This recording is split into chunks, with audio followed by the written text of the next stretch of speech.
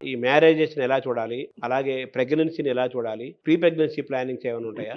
Marriage ఇద్దరు యువతీ యువకులు మ్యారేజ్ చేసుకునే ముందు సైంటిఫిక్‌గా ఏమేమి చూసి మ్యారేజ్ చేసుకోవాలి? ప్రీ ప్రెగ్నెన్సీ, ప్రీ మ్యారేజ్ కౌన్సిలింగ్‌కి వచ్చేవాళ్ళు తక్కువండి. మేము పెళ్లి చేసుకోబోతున్నాము అని డిసైడ్ చేసేసుకొని వస్తారు. కొన్ని ఇంట్లలో మేనరికాలు ఇంకా జరుగుతూనే ఉన్నాయి. చాలా ఎక్కువగానే జరుగుతున్నాయి మేనరికాలు. అలాంటి వాళ్ళందరూ ముందు తెలుసుకోవాల్సింది ఏంటంటే, క్లోజ్ రిలేటివ్స్‌లో పెళ్ళైనప్పుడు వాళ్ళ జీన్స్‌లో ఉన్న కొన్ని డిసీజెస్‌ని పాస్ ఆన్ అవుతాయి ముందుకి. తరతరాలుగా ఒక 5, 6 జనరేషన్స్ ఒక ఇంట్లలో మేనరికాలు జరిగాయనుకోండి, వాళ్ళల్లో కొన్ని నిద్రాణంగా ఉన్న డిసీజ్ కాసింగ్ జీన్స్ అవంతవరకు క్వైట్‌గా ఉంటాయి.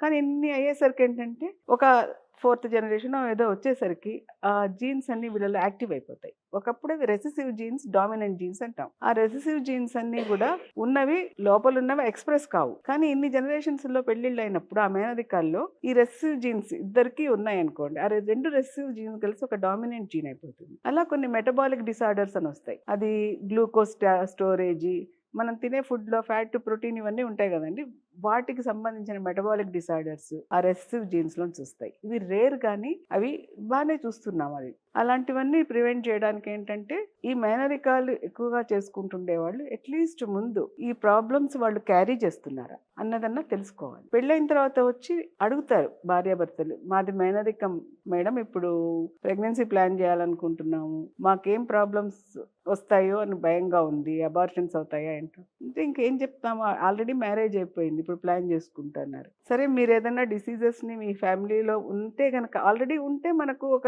ఇండికేషన్ ఉంటుంది వీళ్ళ ఫ్యామిలీలో ఇది ఉంది అని.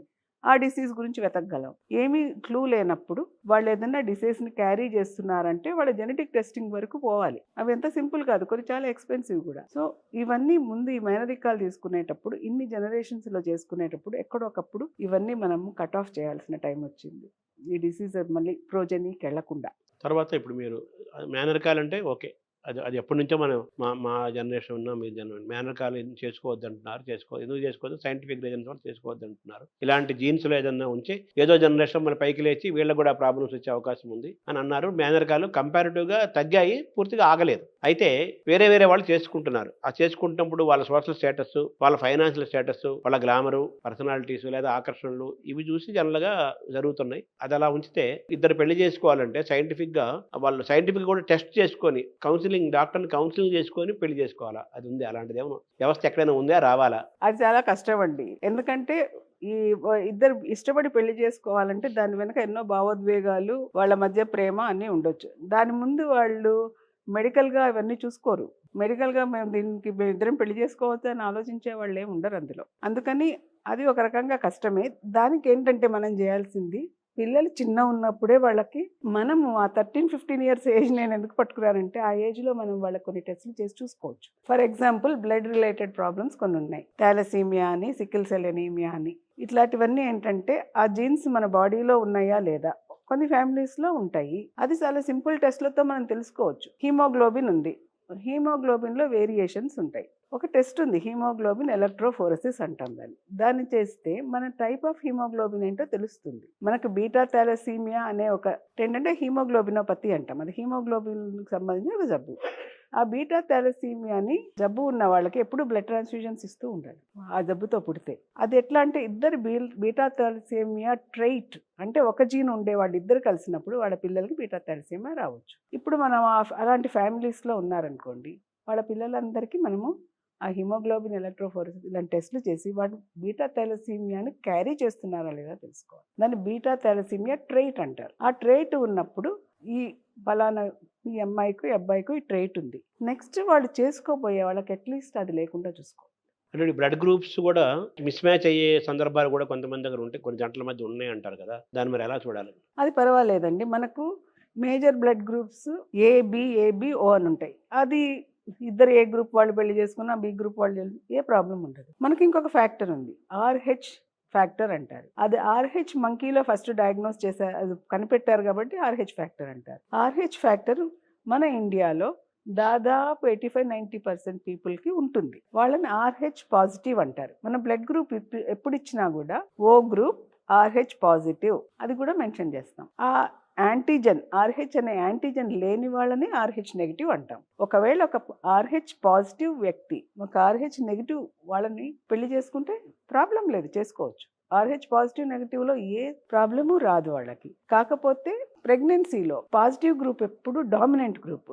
పాజిటివ్ గ్రూప్ ఉన్న హస్బెండ్, నెగిటివ్ గ్రూప్ ఉన్న మదర్ ఉందనుకోండి, ఈ పాజిటివ్ గ్రూపే పిల్లలకి రావచ్చు. పొరపాటున RH నెగిటివ్ వాళ్ళు RH పాజిటివ్ బ్లడ్కి ఎక్స్పోజ్ అయితే వీళ్ళకి ఆ గ్రూప్కి అగైన్స్ట్గా యాంటీబాడీస్ తయారవుతాయి. శరీరంలో ఏదైనా మనకు ఫారిన్ బాడీ వచ్చినప్పుడు దానికి యాంటీబాడీస్ తయారు చేసుకుంటాం, అది మన ఇమ్యూనిటీ. అలానే మన పాజిటివ్ గ్రూప్ వాళ్ళు బ్లడ్ నెగిటివ్ గ్రూప్ వాళ్ళు ఎక్స్పోజ్ అయితే ఈ నెగిటివ్ వాళ్ళకి పాజిటివ్ అగైన్స్ట్గా యాంటీబాడీస్ తయారవుతాయి. ప్రెగ్నెన్సీస్లో ఆ చిక్కు వస్తుంది అనమాట. పాజిటివ్ హస్బెండ్, నెగిటివ్ వైఫ్, ఈ బేబీ పాజిటివ్ అయితే బేబీ బ్లడ్ మదర్ సర్క్యులేషన్స్లోకి ఎప్పుడైనా వెళ్తుంది, చిన్న లీక్స్ ఉన్నప్పుడు, లేకపోతే డ్యూరింగ్ ప్రెగ్నెన్సీ ఒక్కోసారి బ్లీడింగ్ అవుతుంది. అలాంటప్పుడు బేబీ పాజిటివ్ బ్లడ్ మదర్ శరీరంలోకి వెళ్ళొచ్చు. అప్పుడు మదర్కి ఆ బ్లడ్ ఫారిన్ బ్లడ్ యాంటీబాడీస్ తయారవుతాయి. ఆ యాంటీబాడీస్ వెళ్ళి ఆ బేబీని అటాక్ చేస్తాయి. బేబీ బ్లడ్ అంతా లోపలే అది విరిగిపోతుంది, బ్లడ్ సెల్స్ అన్నీ లైస్ అయిపోతాయి. అందుకని ఏం చేస్తామంటే నెగిటివ్ మదర్లో డ్యూరింగ్ ప్రెగ్నెన్సీ బ్లీడింగ్ అయినా RH యాంటీబాడీస్ని ఇస్తామన్నమాట. ఆ యాంటీబాడీస్ని ఇంజెక్షన్ ద్వారా ఇచ్చినప్పుడు వాళ్ళు ఎక్స్పోజ్ అయిన బ్లడ్ సెల్స్ని ఇవి న్యూట్రలైజ్ చేస్తాయి. ఇలాంటి జాగ్రత్తలు తీసుకుంటే చాలు. అంతేగాని RH పాజిటివ్ నెగిటివ్ వాడు పెళ్లి చేసుకుంటే ప్రాబ్లం లేదు. అంటే మీరు అన్నట్టుగా భావోద్వేగాలు ఉంటాయి, సరే లవ్ మ్యారేజ్లు ఉంటాయి, అరేంజ్డ్ మ్యారేజ్లు ఉంటాయి, రకరకాలు ఉంటాయి. ఏదైనా కానీ అది నెక్స్ట్ తీసుకోవాల్సిన జాగ్రత్త ఏంటంటే నెక్స్ట్ స్టెప్ పెళ్ళి అయిన తర్వాత నెక్స్ట్ ప్రెగ్నెన్సీ ప్లానింగ్ ఉంటుంది కదా. ఈ ప్రెగ్నెన్సీ ప్లానింగ్లో ప్రీ ప్రెగ్నెన్సీ ప్లానింగ్ అనేది ఏమైనా ఉంటుందా, అసలు అలాంటిది అవసరం ఉందా? చాలా అవసరం అండి. మనం అన్నిటికీ ప్లాన్ చేసుకుంటాం. ఒక ట్రావెల్ చేయాలన్నా, ఎక్కడికన్నా వెళ్ళాలన్నా ప్రతిదానికి ఒక పెద్ద ప్రోటోకాల్, మనం ఎన్నో సర్దుకొని వెళ్ళాలి. అలాంటప్పుడు పెళ్లి లాంటి ఇంపార్టెంట్ ఘట్టం ఉన్నప్పుడు దానికి చాలా ప్లానింగ్ జరుగుతుంది. అలానే పిల్లలు అనేది ఇంకా నెక్స్ట్ స్టెప్. పుట్టబోయే పిల్లలు ఆరోగ్యంగా ఉండాలంటే ప్లానింగ్ ఉండాలి. కానీ 70 to 80% ఆఫ్ ప్రెగ్నెన్సీస్ మనకు అన్ప్లాన్డే. ప్రెగ్నెన్సీ వచ్చాకే వస్తారు. ప్రెగ్నెన్సీ రాకముందు ప్లానింగ్ చేసుకుంటే ఏంటంటే మనం కొన్ని డిసీజెస్ వాళ్ళల్లో ఉంటే కనుక్కోవచ్చు. ఏ డిసీజెస్ జనరల్గా ఐడెంటిఫై అవుతుంటాయి మేడం? ఇప్పుడు ప్రీ ఎగ్జిస్టింగ్ డిసీజెస్ కొంతమందికి ఉండొచ్చండి. ఇప్పుడు ఏంటంటే చిన్నప్పుడు పిల్లలకు ఎంతో అడ్వాన్స్డ్ నియోనేటల్ కేర్, సర్జరీస్ అవన్నీ వచ్చేసాయి.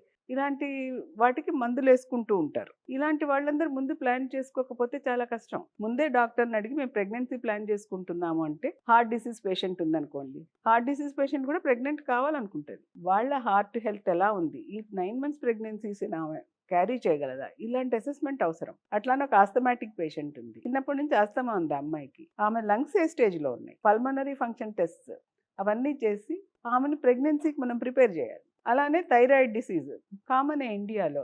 థైరాయిడ్ లోపంతో ఉంటారు, అది కరెక్ట్ కాకముందే ప్రెగ్నెన్సీ వస్తే థైరాయిడ్ లోపం ఉండే వాళ్ళకు అబార్షన్స్ జరగవచ్చు. అందుకని థైరాయిడ్ లోపం ఉందని ముందే తెలుసుకుంటే మనం దాన్ని కరెక్ట్ చేసుకుంటాం. అలానే డయాబెటీస్ ఉండొచ్చు. ఎందుకంటే ఇప్పుడు మనం చెప్తున్నాం కదా, కొంచెం లేట్గా ప్రెగ్నెన్సీస్ ప్లాన్ చేసుకుంటున్నారు, 30 ఏళ్ళు 32 ఏళ్ళు. ఆ టైంకి కొన్ని డిసీజెస్ కొంతమందికి వచ్చేస్తున్నాయి. షుగర్ కూడా ఉండొచ్చు. దాన్ని ప్రాపర్ కంట్రోల్లోకి తీసుకురావాలి. ప్రెగ్నెన్సీ ప్లాన్ చేయడానికి 3 నెలల ముందు వాళ్ళకి షుగర్స్ ఒక ఆప్టిమల్ లెవెల్లోకి తెచ్చుకున్నాక ప్రెగ్నెన్సీ ప్లాన్ చేయాలి. ఇర్రెగ్యులర్గా షుగర్స్ ఉన్నప్పుడు ప్రెగ్నెన్సీ వస్తే అబార్షన్ రిస్క్ ఎక్కువ ఉంటుంది. అట్లానే ఒక బీపీ ఉన్న పేషెంట్ ఉంది, ఆమె బీపీకి ఏదో మందులు వాడుతూ ఉంటుంది. ఇప్పుడు యంగ్ పేషెంట్స్ని కూడా మేము బీపీతో చూస్తూనే ఉన్నాం, 30 ఏళ్ల వాళ్ళని.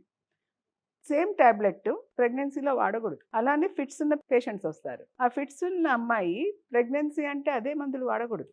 ఎంతోమంది మెంటల్ ఇల్నెస్ అండి, సైకియాట్రీ పేషెంట్స్ ప్రెగ్నెన్సీ ప్లాన్ చేసుకోవడానికి వస్తారు, వాళ్ళు 2-3 డ్రగ్స్ మీద ఉంటారు అప్పటికే. వాళ్ళందరినీ మనం ఏంటంటే ప్రెగ్నెన్సీ ప్లాన్ అన్నప్పుడు 2-3 మందులు వేసుకుంటున్నాయి. ఒక ఎపిలెప్సీ పేషెంట్ ఉందనుకోండి, వాడిని సింగిల్ డ్రగ్ మీదకి మారుస్తాం.